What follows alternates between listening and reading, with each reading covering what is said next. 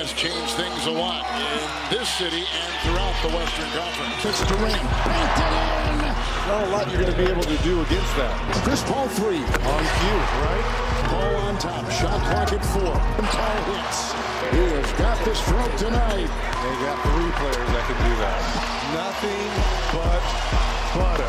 7 made threes. Career high. Phoenix has won on a night where the Nuggets didn't put any of their starters in. Kevin Durant's 29 leads Phoenix. I feel like we was mission accomplished tonight. Hi, good morning. Welcome in to First Take. I'm Christine Williamson, and for Molly, we have a couple of Chris's here.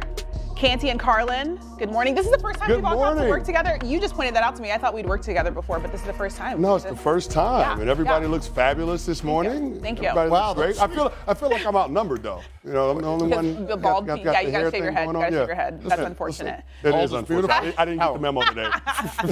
Kendrick Perkins joining us also in the A block, so we're excited to talk to some association and a lot of other people coming to hang out throughout the show, including Angel Reese. We'll have a one-on-one conversation with the women's basketball champion. A lot to get to with her. Very excited about that. But as I mentioned, let's start in the association. Last night, Chris Paul made a career-high 7 3-pointers while KD added 29 points, and the Suns won their season-best 7th game in a row, holding off the shorthanded Denver Nuggets 119-115. Now, the Nuggets clinched the number 1 seed in the West on Wednesday when Memphis lost to New Orleans. But they are also dealing with enough injuries that the entire starting 5 was out on Thursday. Here is KD and CP3 after the win. Obviously, without them playing their starting 5, and we wanted to try to get something out of it. It was we wasn't expecting to be in the fourth quarter game, but I'm glad we was able to get some fourth quarter minutes and get some reps up. But you didn't know who they were going to play before the game. I guess that was confusing. We're a game, sort of up and down. We still trying to find a rhythm. They went on a run. We still finding sets, and I think every game we play with us is still a learning experience.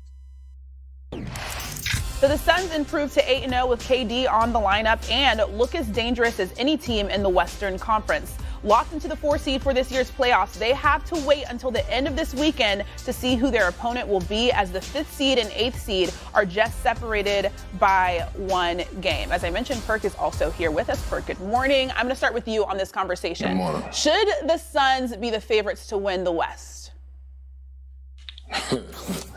Absolutely, they should be the favorite. And you know what? Look, I have the Lakers winning the West, and I'm kind of torn in between. But when it comes down to the Phoenix Suns and it comes down to Kevin Durant is just that guy that rolls out of bed without brushing his teeth and gets to open the gym for 9:30, but wakes up at 9:20 and just is ready to hoop. I'm thinking that he's going to take him time because he's coming off an injury to get, implemented for us, in that playing along CP3 and D Book. But when it comes down to Kevin Durant, outside of Giannis Antetokounmpo, he's the 2nd best player in the NBA. He just makes the game so much easier for everyone else. We saw last night Chris Paul hitting, I believe what it was, a career high 7 threes. And when you think about it, it's because the attention that KD draws. It's because the playmaking that KD is able to do that he doesn't get enough credit for. But again, I'm a little concerned about their depth, the others. But when it comes down to KD, just him in particular, that's why the Suns should be the favorite. Yeah, Big Perk, I hear what you're talking about, but that little concern that you have for depth is a big concern for me. And when you start talking about guys like Kevin Durant and Chris Paul that have injury history, especially in the postseason, I can't assign the Phoenix Suns as the favorite or my pick to come out of the Western Conference. I'm just not ready to go there right now. And even in this 8-game sample size with KD on the court with all of those guys and them being undefeated, I need to be able to see more, especially against the quality teams in the Western Conference once playoff basketball hits. I'm not worried about what they do in clutch time because I know you can ISO KD and he's going to knock down shots. And if defense is double, he's going to get the ball to the right guy. That's why Chris Paul was able to knock down a couple of 3-pointers in the fourth quarter of last night's game in order to inevitably overtake overtake that game against the Denver Nuggets, even though they were shorthanded. But if I'm picking a team today that I have the utmost confidence in to make it through the West, it's the Golden State Warriors. And look, I get it. They're terrible on the road, and they're going to have to win some games on the road. But the inverse is actually true for Golden State, too. They are money at home. Even though they're 9-30 on the road, they are 33-8 at home. And this is the best shooting team in the Western Conference, and their defense is going to get a bump once Andrew Wiggins gets back to the party in postseason play. I trust the championship DNA of this team. I trust that in a 7-game series that Steph can muster some greatness in order to win a game on the road, similar to what we saw him do against the Boston Celtics in the NBA Finals. Remember, they were down 2-1 in Game 4 in Boston, and Steph went off, not only turned the tide in that game, but turned the tide in that series, and that's why they ended up holding up the Larry O'Brien trophy. So if there's a team that I got to pick today that I trust the most to make it out of the Western Conference, when you factor in health, when you factor in continuity and chemistry, it's the Golden State Warriors. All right, look, I get it, but are the Warriors Tom Brady? And all of a sudden I missed it? Because the older they get, the more we're going to continue to expect them to win? Because I think we've established that's pretty much an anomaly in sports. I'm with Perk, yes, the Suns should be the favorite because on paper they are the best team. And on the court so far, they have been perfect with Kevin Durant. But are they all going to be on the court? That's the biggest question I have about them. Golden State, I can't argue with everything they have done in the past. But at what point do I have to be able to ignore what's going on this year in order to buy in? That seems like what you're asking me to do. 9-30 is not to be ignored when it comes to the road. 9-30, and this is an older team. So they're just going to flip the switch? I'll give it a team that nobody's talking about here. It's the Memphis Grizzlies. And you can laugh all you want. Here's what I know about the Memphis Grizzlies. Laugh all you want. This is the team that is in the 2nd seed in the West for a reason.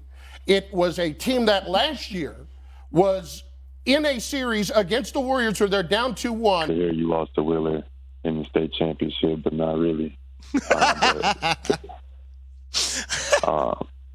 A lot of talent, a lot of athletes, you know, on both sides, basketball, football, baseball, etc. come out of Georgia, man. I got a lot of friends in NBA currently, even a teammate now, Malcolm Brogdon, who's from Georgia, went to Greater Atlanta Christian. There's so many players I can't even keep up now, but Atlanta's definitely a hotbed for talent, especially in this generation. We're talking to Celtics superstar Jaylen Brown.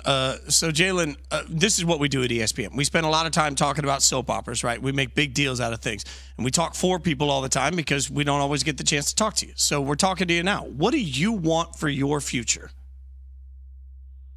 What do you mean by that? Well, there's a lot of speculation about, does Jaylen Brown see a long-term future with the Celtics? We spent hours talking about what the future looks like for you in Boston. What do you want?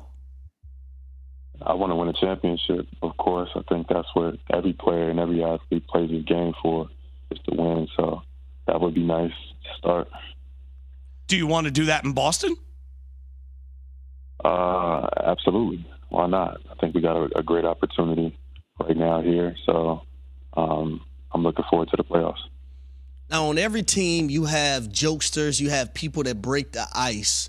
On the Boston Celtics, who is that one guy or multiple guys who, you know, make things fun and able to joke around, but when it's time to get on the court and be serious, they also know how to lock in that manner as well? We got a couple on our team. I think Blake Griffin is one, probably the funniest teammate I think I've ever had. He's got some legendary SNL skits, but he's pretty funny off the court as well. I mean, on the court as well. Grant Williams, he thinks he's funny, but you know, we spend more time laughing at Grant than laughing with Grant.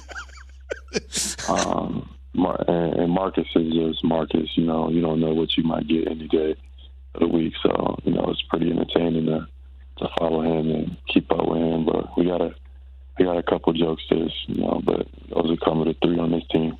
All right, so who's the worst locker room DJ? There's got to be somebody that you know that can't control the music. Oh man. Locker room DJ. I think we got some good locker room DJs. I'm gonna tell the truth. I think JT spends more time, being a locker room DJ than anyone, or like playing music on the plane. I think he's a big, he play a lot of Jay-Z, a lot of classic old school music. So I'm gonna I'll say JT is the best. We don't really have too many bad ones. If you bad, we're not gonna let you get on there. So I want you to talk and tell the people, man, that are listening right now and also watching the relationship that you and Jason Tatum have. Because for two guys who are alpha males but also can go out there on any given night and give any team that y'all are playing 30, 40, 50 plus, I think that's phenomenal.